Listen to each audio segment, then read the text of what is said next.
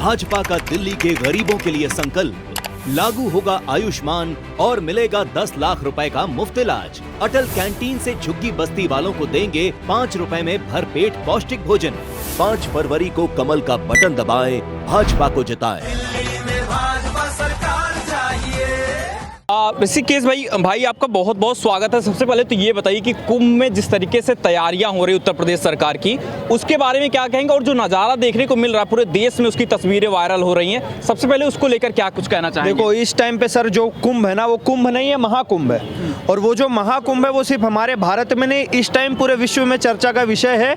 महाकुंभ ही एकमात्र ऐसा प्लेटफॉर्म है जहाँ पूरे विश्व से लोग जमा हुए हैं, और ये एकमात्र ऐसा प्लेटफॉर्म है जहाँ पे यूरोप वाले भी, अमेरिका वाले भी, रशिया वाले भी, यूक्रेन वाले भी, जितने सारे दुश्मन हैं वो आज एक साथ होकर नहा रहे हैं। इसीलिए कहा जाता है कि भैया हमारा सनातन धर्म तोड़ने का नहीं, जोड़ने का काम करता है, वसुधैव कुटुंबकम की राह पे चलता है, और उसका आपको लाइव एग्जांपल देखने मिल जाएगा महाकुंभ। अच्छा, लेकिन कुछ लोग देखिए विरोध भी करने के लिए आ गए हैं। वहाँ पर वक्फ ने दावा कर दिया है कि हमारी जमीन पर जो है वहाँ पर हो रहा है, उसको लेकर क्या कहेंगे? तो सर योगी आदित्यनाथ ने भी तो कहा है ना, हाँ, कि तुम अपनी खाल बचा लो, उतनी ही गनीमत है वक्फ बोर्ड की जमीन पर। अब मैं उनसे कहना चाहूंगा जो कल तक बोलते थे तुम्हारा मंदिर तोड़ देंगे, सनातन धर्म खत्म कर देंगे, सनातन धर्म डेंगू मलेरिया, उनसे कहना चाहूंगा भैया एक बार आप महाकुंभ में जाकर दिखाओ, महाकुंभ में जाकर ये शब्द बोल दो। वैसे साहब खुद कहते हैं कि भाई मुसलमान देश में सुरक्षित नहीं है मोदी योगी के राज में। भारत में मुसलमान सुरक्षित है, भारत में बाबर और बाबर की औलादें सुरक्षित नहीं है।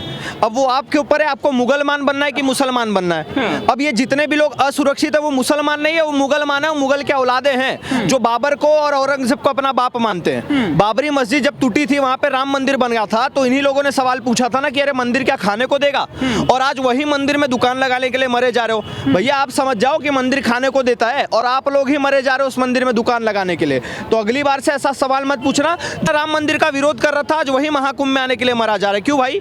तुम्हें ना हमारा कलावा पहनना है, ना तुम्हें हमारा तिलक लगाना है, ना तुम्हें हमारी देवी देवताओं का आगे नतमस्तक होना है, ना तुम्हें हमारा नाम रखना है, ना तुम्हें हमारे धर्म में आना है, तो किस बात का तुम महाकुंभ में आना चाहते हो? भैया हम अगर तुम्हारे मक्का मदीना में नहीं जाते तो आपको भी कोई हक नहीं है कि आप हमारे मंदिरों में और महाकुंभ में आओ। आप जो है हिंदू राष्ट्र की बात करते हैं, लेकिन इस देश में कैसे चलेगा? सेकुलर देश है, हिंदू मुसलमान दोनों को मिलनी चाहिए आज़ादी। अगर वो दुकान लगाना चाह रहे हैं प्रयागराज कुंभ में, तो क्यों नहीं लगाने दिया जा रहा है? ये सबसे बड़ा सवाल है ना भाई। क्या एक दो मामले होते हैं, आप पूरा मुसलमान समाज को टारगेट करते हैं, वो कितना सही है आपके हिसाब से? अच्छे मुसलमान कहाँ थे? जब संभल में पत्थरबाजी हुई तब अच्छे मुसलमान कहाँ थे? जब कश्मीरी हिंदुओं को भगाया गया तब अच्छे मुसलमान कहाँ थे? जब शाहीन बाग में पत्थरबाजी होती है तब अच्छे मुसलमान कहाँ थे? अभी मैंने न्यूज़ सुनी गंगा ताप्ती एक्सप्रेस पर पत्थरबाजी हुई, तब अच्छे मुसलमान उसका विरोध करने क्यों नहीं आए? बांग्लादेशियों के हिंदुओं के समर्थन में अच्छे मुसलमान क्यों नहीं आए? ये अच्छे मुसलमान कहाँ चले जाते हैं? जब कसाब की रैली निकलती है, जनाजा निकलता है, 2 लाख मुसलमान जाते हैं।